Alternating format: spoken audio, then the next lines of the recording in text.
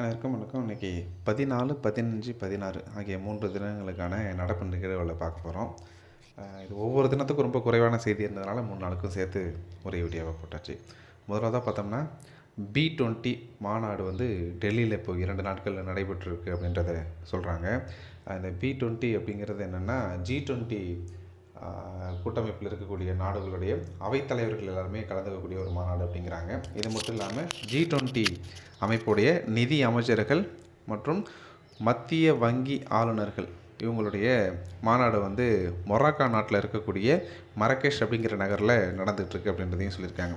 உலக பட்டினி குறியீட்டு தரவரிசை பட்டியலில் இந்தியாவுக்கு 111வது இடம் கிடச்சிருக்கு இந்த ஆண்டுக்கு.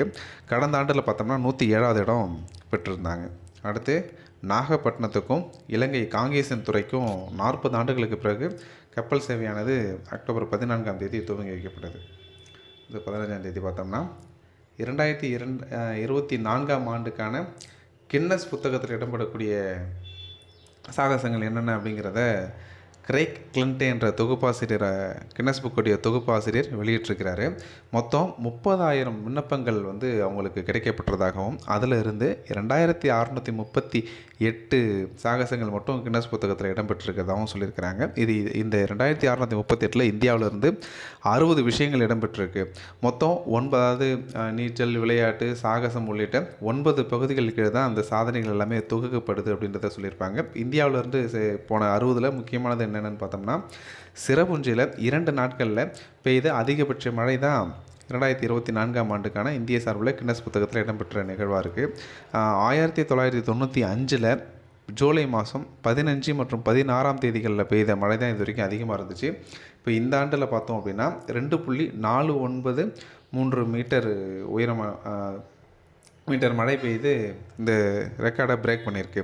அடுத்து அம்பானியோடைய வீடு ஆன்டிலியா அப்படின்னு சொல்லி பேர் வச்ச வீடு, இதுதான் தனி நபருக்கான மிக உயரமான மற்றும் விலை உயர்ந்த வீடு அப்படின்னு சொல்லி இடம்பெற்றிருக்கு. தமிழகத்தை சேர்ந்த ரூபா கணேசன் அப்படிங்கிறவங்க மெர்மைட் அப்படின்ற யோகாசனத்தை 1.25 மணி நேரம் 1 மணி நேரம் 15 நிமிடம் அளவில் செய்து சாதனை புரிஞ்சிருக்காங்க. இதுவும் இந்த பட்டியலில் இடம்பெற்றிருக்கு. அடுத்து கர்பா பாட்டு வந்து பிரதமர் மோடி அவர்கள் இந்த ஆண்டுக்கு எழுதியிருக்காங்கன்னு சொல்லியிருக்காங்க. இது என்னென்னா நவராத்திரி தினத்தன்று குஜராத்தில் பாடக்கூடிய நாட்டுப்புற பாடல், இது கேட்ட வகையில் நடனமும் இருக்கும் அப்படிங்கிறதையும் சொல்லியிருக்கிறாங்க. அடுத்து சர்வதேச ஒலிம்பிக் கூட்டம் IOC அப்படின்னு சொல்லுவோம். இது 141வது கூட்டத்தை சமீபத்தில் மும்பையில் கூட்டியிருக்காங்க. அதாவது 40 ஆண்டுகளுக்கு பிறகு, அதாவது 1983க்கு பிறகு இந்தியாவில் 40 ஆண்டுக்கு பிறகு தான் அந்த கூட்டம் நடைபெறுது அப்படின்றத சொல்கிறாங்க. 14ஆம் தேதி பார்த்தோம்னா தமிழ்நாடு மதிப்பு கூட்டு வரி சட்டம் 2006 இயற்றப்பட்டிருக்கு. இது எதுக்குன்னா சமாதான திட்டத்தை பற்றி நமது முதல்வர் அவர்கள் தெரிவிக்கும் போது இதையும் சொல்லியிருப்பாங்க. இந்த சமாதான திட்டம் அப்படிங்கிறது நம்ம என்ன தெரியும், வணிகர்களுக்கான வரி சலுகை திட்டம்னு சொல்கிறாங்க. இது முதலாக அறிமுகம் செய்யப்பட்ட ஆண்டு 1999. இது வெற்றி அடைந்ததற்கு 2002, 2006, 2008, 2010, 2011 ஆகிய ஆண்டுகளையும் இது நடைமுறைப்படுத்தப்பட்டிருக்கு. இப்போது இந்த ஆண்டு துவங்கப்பட்ட, அதாவது 16ஆம் தேதி திங்கட்கிழமையிலிருந்து இது துவங்கப்பட இருக்குது. பிப்ரவரி மாதம் 2024 வரைக்கும் இந்த திட்டமானது நடைமுறையில் இருக்கும் அப்படின்றத சொல்லியிருக்கிறாங்க.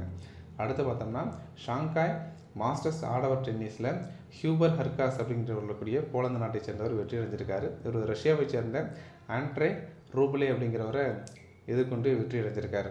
கொரிய ஓப்பன் பார்த்தோம்னா அமெரிக்காவை சேர்ந்த ஜெசிகா பெகுலா அப்படிங்கிறவங்க வென்று இருக்கிறாங்க. இவங்க சீனாவை சேர்ந்த யுவான் அப்படிங்கிறவங்கள தோற்கடிச்சிருக்கிறாங்க. அடுத்து அமெரிக்காவில் மேரிலேண்ட் மாகாணத்தில் அகோகிக் அப்படிங்கிற நகரில் பார்த்தோம்னா அம்பேத்கருக்கான சிலை வைக்கப்பட்டிருக்கு. அந்த சிலைக்கான பெயர் சமத்துவ சிலை அப்படின்னு சொல்கிறாங்க. இதை வந்து வடிவமைச்ச சிற்பக்கலைஞர் யார் அப்படின்னா ராம் சுதார் அப்படிங்கிறவர் தான். இவர் யாருன்னா இந்தியாவில் வல்லபாய் பட்டேலுக்கு ஒற்றுமையின் சின்னம்னு சொல்லி வைக்க அந்த ஒற்றுமை சிலையை வந்து வடிவமைச்ச இவர் தான் அம்பேத்கர் சிலையும் வடிவமைச்சிருக்காரு. இது இந்தியாவுக்கு வெளியில் வைக்கப்பட்ட சிலைகள்லேயே, அதாவது இந்திய தலைவர்களுக்கு இந்தியாவை விட்டு வெளிநாடுகளில் வைக்கப்பட்ட சிலைகளே பெருசு இந்த அம்பேத்கர் சிலை அப்படின்றதையும் சொல்லியிருக்காங்க. அடுத்த நடப்பு நிகழ்வுகளை அடுத்த வீடியோவில் பார்க்கலாம். நன்றி.